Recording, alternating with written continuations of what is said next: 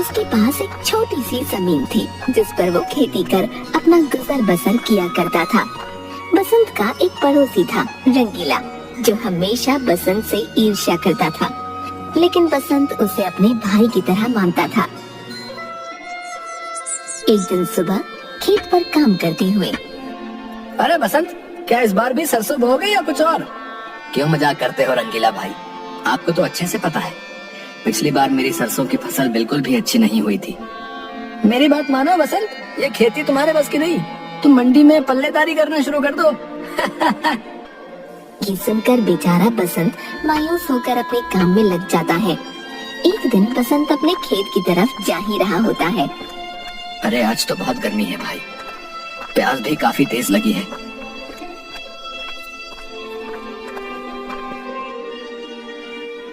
अरे वो रहा पानी। बसंत उस मटके में से पानी निकालता है और पीने लगता है। तभी उसे एक आवाज आती है जो एक बूढ़ी अम्मा की होती है।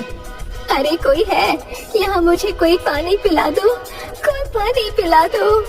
अरे ये किसकी आवाज आ रही है? तभी बसंत थोड़ी दूरी पर चलता है और देखता है कि एक झोपड़ी है जिसके अंदर एक बूढ़ी अम्मा है जो चारपाई पर लेटी हुई पानी के लिए चिल्ला रही है। बसंत उसके पास जाता है। क्या हुआ अम्मा, तुम ठीक तो हो ना? बोलो अम्मा, मैं तुम्हारी क्या मदद कर सकता हूँ? बेटा मैं कई दिनों से प्यासी हूँ, मुझे पानी पिला दो। अच्छा अम्मा, मैं अभी तुम्हारे लिए पानी लेकर आता हूँ। जिसके बाद बसंत वहीं उस घड़े के पास जाता है और उस अम्मा के लिए पानी लेकर आता है। ये लो अम्मा, पानी पी लो। बूढ़ी अम्मा वो पानी पीती है। हाँ, तुम्हारा बहुत बहुत धन्यवाद बेटा, मैं बहुत ही बूढ़ी हो चुकी हूँ, अब मुझसे उठा नहीं जाता। मैं कई दिनों की प्यासी थी, तुमने ही मुझे पानी पिलाया है, न जाने अब कब मैं ये संसार त्याग दूं बेटा। लेकिन अम्मा, क्या तुम्हारा कोई नहीं है? नहीं बेटा, मेरा इस दुनिया में कोई नहीं है, लेकिन बेटा क्योंकि तूने मुझे पानी पिलाया है तो मैं तुझे एक राज की बात बताती हूँ। बेटा तुम्हारे हाथों पानी पी लिया, अब शायद मैं स्वर्ग प्रस्थान कर जाऊँ। जाने से पहले तुम्हें एक राज बताती हूँ। मेरे घर के सामने जो नीम का पेड़ है उसके नीचे एक बहुत पुराना चमत्कारी पिटारा छुपा हुआ है जो मैं तुम्हें भेंट देना चाहती हूँ। उसका कभी दुरुपयोग मत करना, और कोई इसका दुरुपयोग करे तो इसे यहीं छुपा देना। क्या चमत्कारी पिटारा? अच्छा ठीक है अम्मा, मैं कभी उस चमत्कारी पिटारे का कभी भी अपनी जरूरत से ज्यादा इस्तेमाल नहीं करूंगा और ना ही किसी को करने दूंगा। और अभी तो आप और लंबा जियोगे। ठीक है बेटा, अब तुम जाओ और जाकर उस पिटारे को जमीन से निकाल लो। बसंत वहाँ से उस नीम के पेड़ के पास जाता है और उसके पास वाली जमीन खोदने लगता है। तभी उसे मिट्टी में एक लकड़ी का पिटारा दिखता है। अरे अरे, ये वही लकड़ी का चमत्कारी पिटारा है। अम्मा की बात सच हो रही है। तभी वो अपने घर जाता है। अजी आ गए आप, कब से आपकी राह देख रही थी। और ये क्या ले रखा है जी आपने अपने हाथ में? किसका लकड़ी का पिटारा उठा लाए आप? अरे भाग्यवान, ये एक चमत्कारी पिटारा है। हम जो भी इसमें चीज डालेंगे वो दोगुनी हो जाएगी। ये क्या बोल रहे हैं जी? क्या सच में ऐसा हो सकता है? जी आप यहीं रुकिए, मैं अभी आती हूँ। थोड़ी देर बाद उसकी पत्नी अपने हाथ में एक मूंगफली का दाना लेकर आती है और उस लकड़ी के पिटारे में वो मूंगफली का दाना डाल देती है कि तभी उस बक्से में बहुत सारी मूंगफली आ जाती हैं। दोनों ये देखकर हैरान हो जाते हैं। देखा तुमने भाग्यवान, ये सच में एक चमत्कारी लकड़ी का पिटारा है। हम इसमें जो भी चीज डालेंगे वो दुगनी हो जाती है। हाँ जी, आप तो सच बोल रहे हैं, ये सच में चमत्कारी लकड़ी का पिटारा है। अब बसंत को जो भी चाहिए होता वो उस लकड़ी के पिटारे में डालता और वही उसके सामने बहुत अधिक मात्रा में आ जाता। बसंत अब बहुत खुश था, वो अब अपनी जिंदगी खुशहाली से बिता रहा था। लेकिन बसंत पिटारे का कभी गलत उपयोग नहीं करता था। एक दिन बसंत उस पिटारे के साथ अपनी जमीन पर जाता है जहाँ वो खेती करता है। अरे अभी मेरे गेहूं की फसल होने में तो काफी समय है, लेकिन घर पर तो गेहूं का एक भी दाना नहीं है। ऐसे में मैं आगे क्या करूंगा?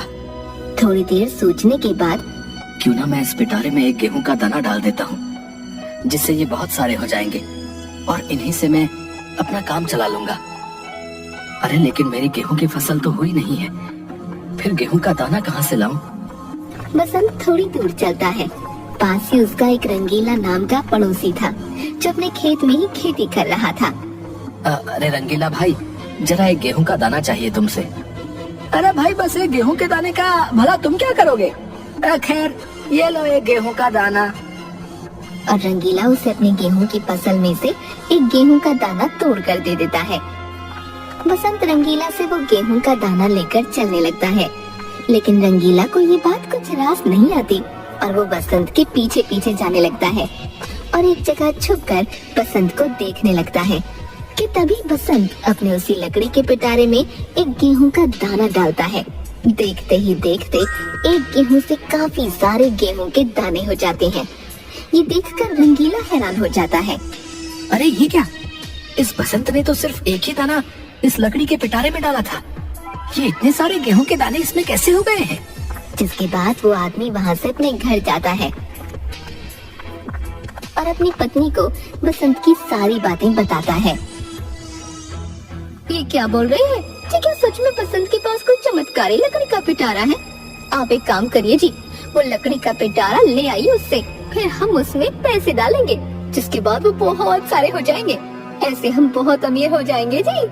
अरे भाग्यवान, मैं कैसे उस बसंत से वो चमत्कारी लकड़ी का पिटारा ला सकता हूँ? वो पिटारा बसंत मुझे कभी नहीं देगा।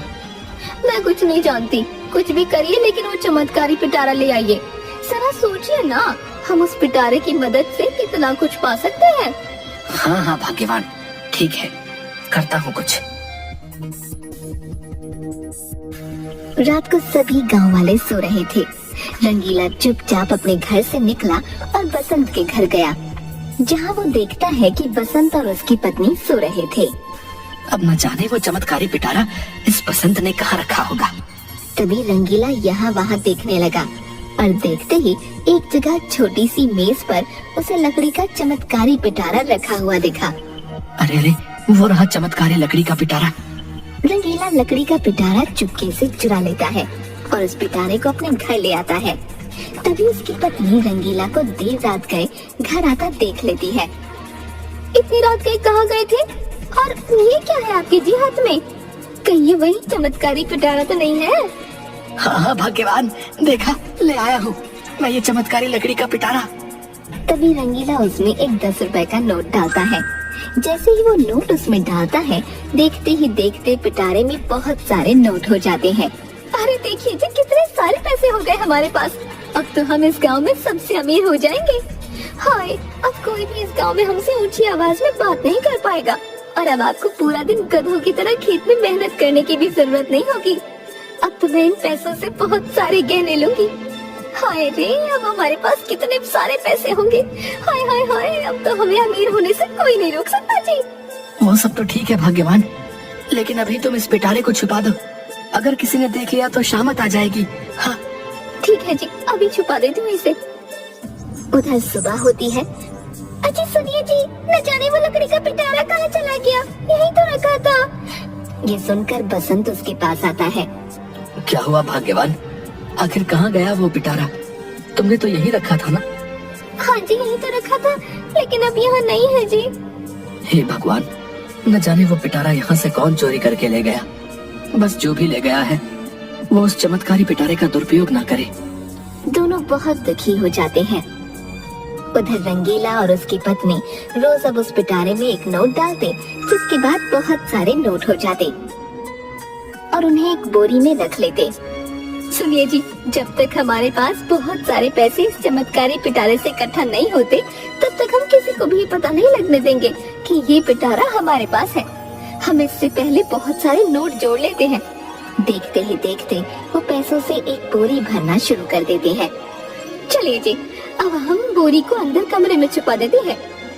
हाँ हाँ भाग्यवान, तुम सही बोल रही हो, चलो इसे अंदर कमरे में छुपा देते हैं। जिसके बाद दोनों अपनी नोटों से भरी बोरी एक कमरे में छुपा देते हैं। अगले दिन बसंत अपने खेत में जा रहा होता है, तभी उसे रास्ते में रंगीला मिलता है। और भाई बसंत, कहाँ जा रहे हो? अरे बड़े उदास नजर आ रहे हो, सब ठीक तो है ना? हाँ भाई सब ठीक है। तुम बताओ तुम्हारी फसल कैसी रही? इस बार तो और भी ज्यादा अच्छी हुई होगी। फसल? कैसी फसल भाई? अब मुझे फसल वसल बोने की कोई जरूरत नहीं है, समझे भाई? क्यों जरूरत नहीं है भाई? अरे ये क्या बोल दिया मैंने, कहीं इस बसंत को मुझ पर संदेह ना हो जाए। अरे नहीं नहीं, मैं तो ऐसे ही मजाक में बोल रहा था। जरूरत क्यों नहीं होगी भाई, बिल्कुल होगी। वही तो इकलौता सहारा है हमारा। आखिर एक एक पैसा तो फसल की बुआई से ही आता है अपने पास, है ना? अच्छा बसंत, अब मैं चलता हूँ, है? जिसके बाद रंगीला वहाँ से चला जाता है, लेकिन बसंत को उसकी बातें कुछ रास नहीं आती। आखिर इस रंगीला ने ऐसा क्यों बोला कि उसे अब फसल की कोई जरूरत नहीं है? कहीं इसी ने तो वो चमत्कारी पिटारा नहीं चुराया? हे भगवान, अगर इसी ने वो पिटारा चुराया होगा तो ये जरूर उसका गलत इस्तेमाल करेगा। अब मैं क्या करूं? मुझे वो पिटारा जमीन से निकालना ही नहीं चाहिए था। बसंत बहुत सोच में पड़ जाता है। तभी बसंत रंगीला के घर जाता है। तभी रंगीला बसंत को देखकर थोड़ा चौंक जाता है। अरे अरे बसंत भाई, कैसे आना हुआ तुम्हारा? सब ठीक तो है ना? अरे हाँ हाँ भाई, सब ठीक है। मैं यहाँ से गुजर रहा था तो सोचा तुमसे मिलता चलो भैया। अच्छा, मुझसे मिलने आए हो? अच्छा कोई बात नहीं भैया, आओ आओ, बैठो बैठो। बसंत वहीं एक चारपाई पर बैठ जाता है। अरे भाई जरा एक गिलास पानी तो पिलाना। हाँ हाँ भाई, क्यों नहीं, अभी लाता हूँ। रंगीला जैसे ही अंदर जाता है, तभी बसंत इधर उधर देखता है। उसे एक बंद कमरा दिखता है। बसंत उस कमरे के पास जाता है और उसकी खिड़की से झांक कर देखता है। अंदर उसे चमत्कारी पिटारा दिखता है। ये देखकर बसंत चौंक जाता है।